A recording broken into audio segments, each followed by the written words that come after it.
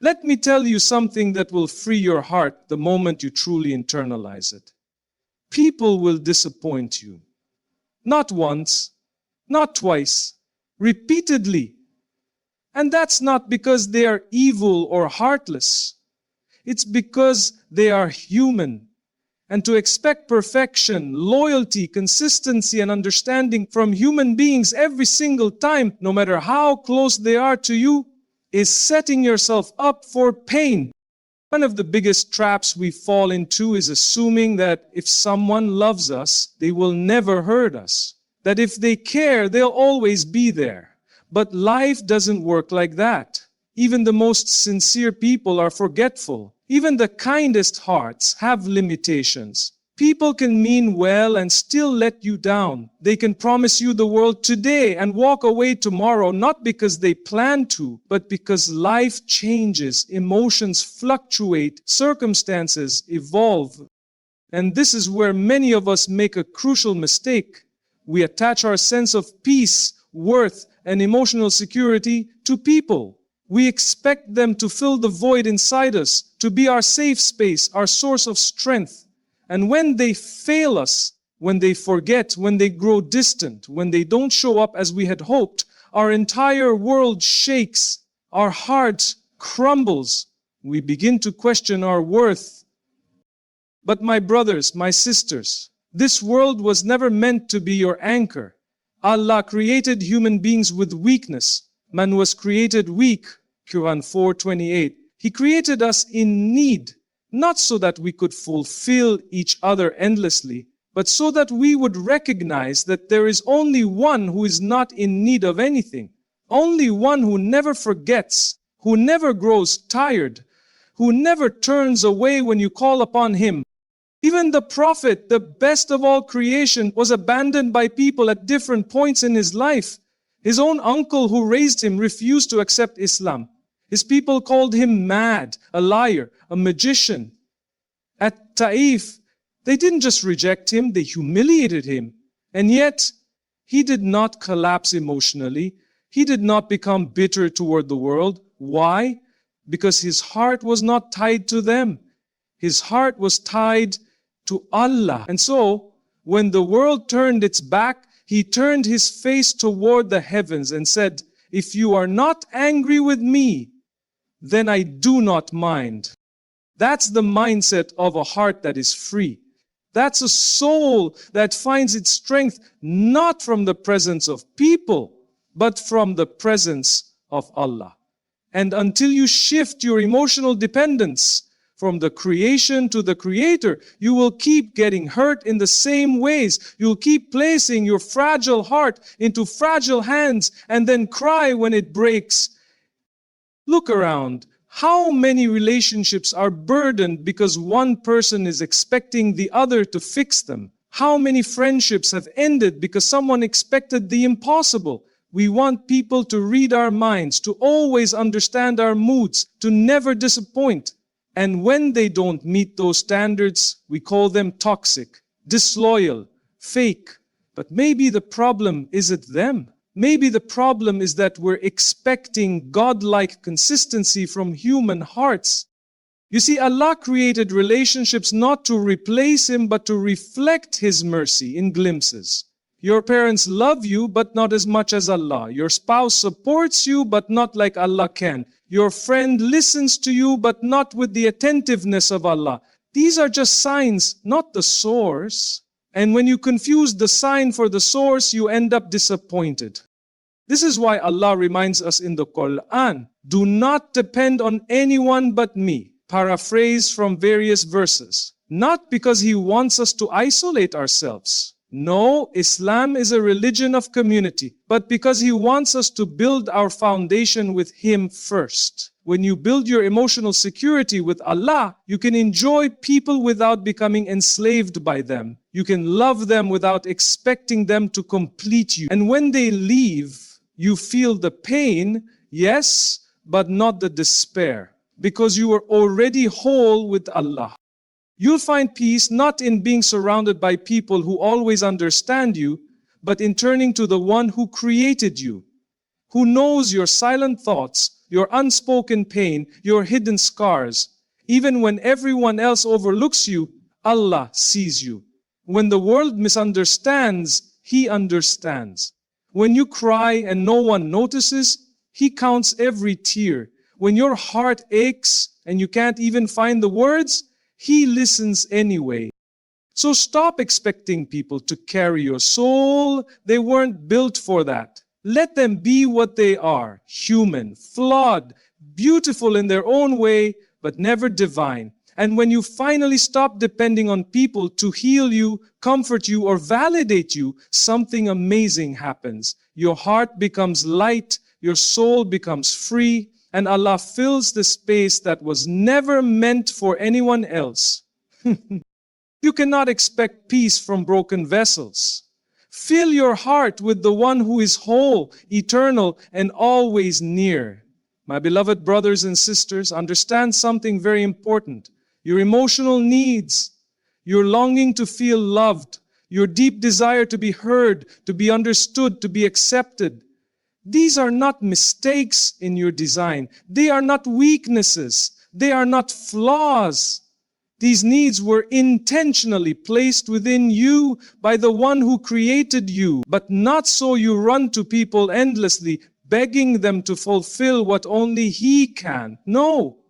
Allah placed those needs in you as a divine invitation to bring you closer to Him, not to make you dependent on others.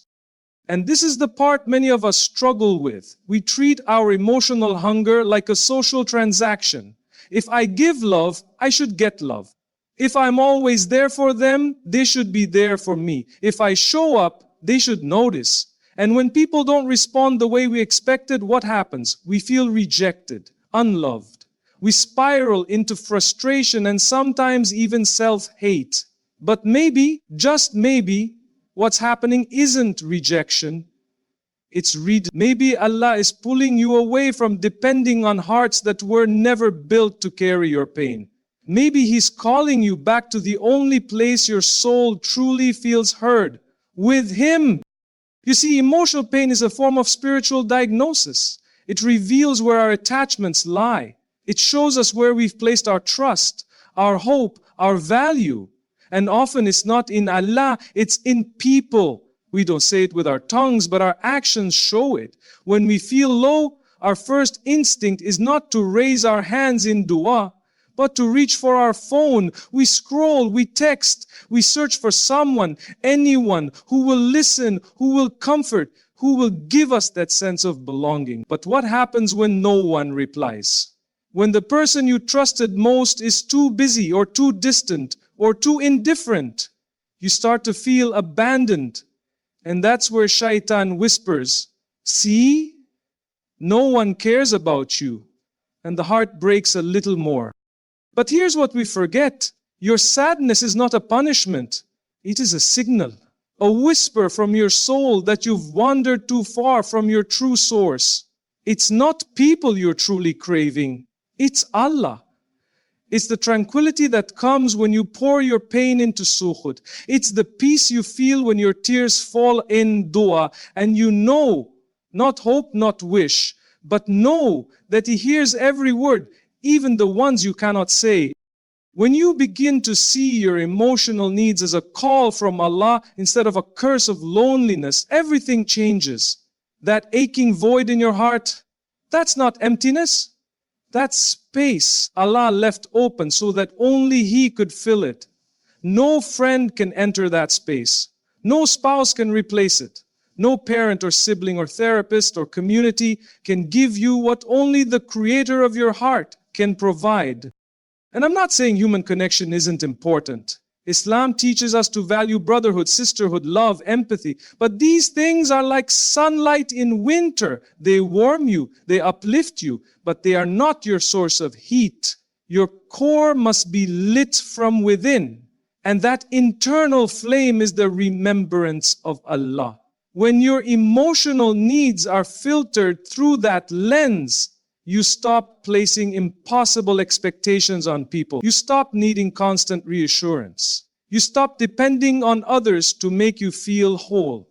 Because your heart already knows I am seen, I am heard, I am loved by Allah. There's something powerful that happens when you stop chasing people to fill what only Allah can. You begin to move with confidence. You speak with calmness. You listen without needing validation. You give without expecting anything in return. And the best part? You're no longer crushed when others don't respond the way you hoped, because your joy doesn't come from them. Your security doesn't rest on their approval. It rests on your relationship with the one who never forgets you. This is emotional freedom, and it's also emotional maturity. It's realizing that not every disappointment is a disaster. Sometimes it's a door. Sometimes the moment someone fails you is the moment Allah is teaching you, see, even the best of creation will fall short. Turn back to me. And when you do, when you sit quietly, away from the noise of the world and say from the depths of your soul, Ya Allah, I thought I needed them, but I realize now I just needed you. In that moment, something inside you heals. So the next time you feel emotionally empty, pause. Before rushing to find someone to fix it, ask yourself, have I spoken to Allah about this? Before expecting someone else to carry your burden, reflect, have I placed it before the one who never grows tired? Because once you make that shift from human expectation to divine connection, your emotional needs won't disappear, but they will stop controlling you. And the beauty is, when you depend on Allah fully, He often sends you people, not because you need them, but because He knows they'll remind you of Him. He replaces dependence with companionship, and that's a mercy. But you're no longer looking for healing in others. You're looking through them toward Him. So let your heart long, let it ache, let it seek. But direct that longing where it was always meant to go, to Allah. Because the heart was created to crave, but only its creator can truly satisfy. My brothers, my sisters, do you know what true freedom feels like? It's not when your bank account is full or when everyone around you approves of your choices. It's not even when your plans are going your way. True freedom is when your heart stops shaking every time people let you down. It's when your inner peace is not controlled by someone else's attention, mood, or presence. And that kind of peace, real, stable, lasting peace, only comes through tawakkul, through trusting Allah with not just your provisions, but with your emotions, your future, your wounds, your fears, and your life. But for many of us, the idea of relying on Allah has been reduced to something we only say with our tongues. We say, I trust Allah, but we walk around stressed, panicked, anxious, constantly trying to control every outcome, every relationship, every possibility. That's not tawakkul. That's not trust. That's just fear wearing a mask. Tawakkul doesn't mean you sit back and do nothing. It doesn't mean you stop caring. It means you do your part, but your heart is at rest, not because you know what will happen, but because you trust who is in control of what happens. It means your soul is anchored, not in the seen, but in the unseen. That even when the job is lost, or the friend walks away, or the plan collapses, you say with conviction, Hasbiyalahu Allah. Allah is sufficient for me. There is no deity except Him. Now let me ask you, who do you really rely on when you're emotionally shattered? Is your first reaction to call someone or to call upon Him? Most of us want the comfort of a human voice, a hug, a message, and that's natural. But what happens when no one picks up? What happens when the very person you were leaning on becomes the one who hurt you? You see, human support is a blessing, but it can never replace divine support. That's why Allah describes Himself as Al-Wakil, the one who takes care of your affairs when no one else can or will. The Prophet had the strongest human support system. companions who would die for him, wives who loved him deeply. Yet even he was commanded, place your trust in the ever-living who does not die. Why? Because even the best of people are temporary. Even the strongest supporters have limits. But Allah has no limit. Tawakkul is not passive. It is one of the most courageous acts of the heart. It requires you to loosen your grip on what you cannot control and tighten your bond with the one who controls it all. It's easy to say I trust Allah when things are going your way, but real tawakkul is tested when everything falls apart. When you feel alone, when your dua is delayed, when you've tried everything and the door still hasn't opened. In those moments, Shaitan whispers, maybe Allah forgot you. But the heart of a believer responds, never. My Lord is closer to me than my jugular vein. I may not see the wisdom yet, but He never leaves me. And here's something profound. The more you rely on people emotionally, the more fragile you become. You start to fear their absence more than you fear losing your connection with Allah. You become emotionally enslaved. But the more you rely on Allah, the more resilient you become. Not because life becomes easier, but because your soul is no longer chained to the highs and lows of dunya. You're grounded. You're stable. You're held. And let me be honest with you, life will always bring you moments where you feel like you're standing on the edge. Maybe it's heartbreak, maybe it's betrayal, maybe it's loss. And in that split second, you'll have a choice. Lean on people and risk breaking further, or fall into the hands of the most merciful and discover what it truly means to be caught by His mercy. One leaves you depleted, the other leaves you transformed. When you start trusting Allah deeply, sincerely, consistently, you stop trying to force outcomes. You stop begging people to understand you. You stop exhausting yourself over things you cannot control. You start to say, Ya Allah, I've done my best, the rest is yours. And then you let go. That's not weakness, that's power, that's maturity, that's faith. So start with the small things. When you feel anxious, whisper a dua instead of sending another text. When you're scared about the future, open the Quran before you open your social media.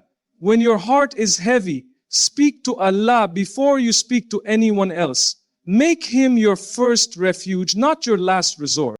Because once you truly rely on Allah, not just with your tongue, but with your heart, you'll realize something extraordinary. You were never alone to begin with. The one who created you has always been beside you, waiting, watching, guiding, sustaining. And when you trust Him fully, your heart is no longer tossed around by the waves of dunya, because it is anchored to the shore of tawakkul.